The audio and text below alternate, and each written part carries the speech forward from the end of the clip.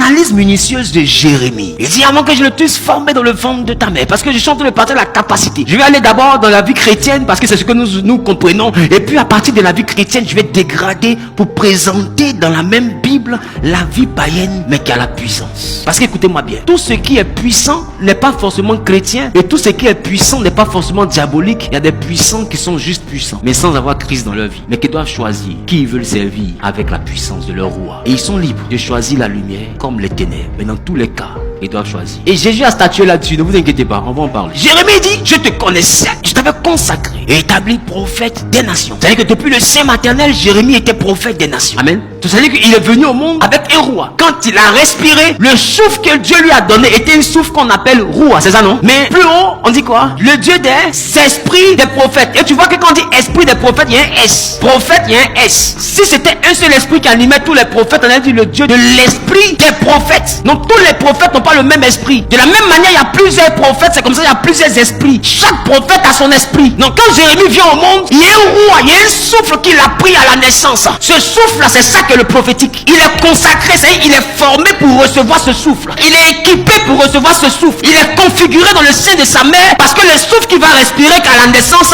est un souffle de prophète. C'est un roi de prophète. Donc ce roi-là, il a besoin que Jérémie soit configuré d'une certaine manière qu'on appelle la consécration. C'est que Dieu l'a conçu pour recevoir cette dimension. Écoute-moi bien, il y a des dimensions de puissance que tu ne pourras jamais avoir parce que c'est en fonction de comment tu as conçu le sein de ta mère qu'on t'a consacré, et c'est en fonction de ta consécration que tu as respiré un roi. Et le roi là, il peut être prophétique comme il peut être un roi d'intelligence, il peut être un roi de puissance, de force, peu importe, mais chacun a un roi différent. Tout dépend de comment elle a été formée dans le sein de sa mère. Donc quand Dieu connaît ta destinée, il te forme par rapport à ce que tu dois faire sur la terre, parce que l'esprit qui t'attend sur la terre, c'est un esprit qui colle avec la volonté de Dieu. Mais écoutez-moi bien, cet esprit est un roi, mais ce n'est pas le Saint-Esprit. Maintenant Jérémie, il dit, avant que on ne te forme dans le ventre de ta mère, que tu en sortes, tu avais déjà été formé comme un prophète. Tu étais déjà prophète. Donc quand tu nais, que tu prends le souffle qu'on appelle le roi, c'est un souffle prophétique. L'Apocalypse a dit esprit des prophètes, roi des prophètes. C'est-à-dire que souffle des prophètes. Donc c'est-à-dire qu'il a une dimension qui fait de lui un prophète, parce que son souffle est prophétique. Donc puisque le souffle produit l'intelligence, son intelligence devient comment? Prophétique. Donc par son intelligence, il arrive à avoir des visions. Par l'intelligence, il arrive à voir des choses du monde surnaturel. Par son intelligence, il arrive à entendre des voix qui ne sont pas d'ici. Parce que ce souffle, il est configuré pour avoir cette inspiration. C'est un souffle d'esprit de prophète. Donc c'est un souffle qui n'est pas connecté au monde d'ici, c'est connecté au monde d'ailleurs. Et ça peut capter même la voix de Dieu. C'est un roi qui est configuré comme ça. Il ne vient pas au monde pour recevoir ce roi. Le roi, c'est le premier souffle que tu reçois. Et tu dois chercher à comprendre quelle est la configuration du premier souffle que toi tu as reçu. C'est dans la configuration de ce souffle que se trouve ta destinée. Si tu as réussi un souffle de scientifique, tu es né pour inventer des choses. Ton don spirituel est donc pas le parler en langue. Ton don spirituel, c'est de créer ce qui n'existe pas. Il y a des gens qui ont le roi des inventions. Ils sont nés là, sans partir à l'école. Ils sont comme des MacGyver. Ils savent créer des choses. Il y a des gens qui ont le roi d'animation. Il n'est pas parti à l'école, mais qui se met à prendre un speech, il est éloquent comme quelqu'un, plus même que celui qui est parti à l'école. Il y a des gens qui ont le roi de la danse. Il n'est pas parti d'une école de danse, mais il danse jusqu'à le prend pour aller enseigner dans une école de danse. Oh, il n'a pas de diplôme de danse. C'est un roi. Il va bouger d'une manière qu'aucun homme ne peut reproduire. Il y a des gars comme Michael Jackson. C'est un roi. Mais le roi est un don. Et Dieu ne se répand pas de son don. Le roi ne sert pas que Dieu. Quand l'esprit des prophètes prend une autre tournure, il a un autre nom qu'on va découvrir tout à l'heure. Poursuivons.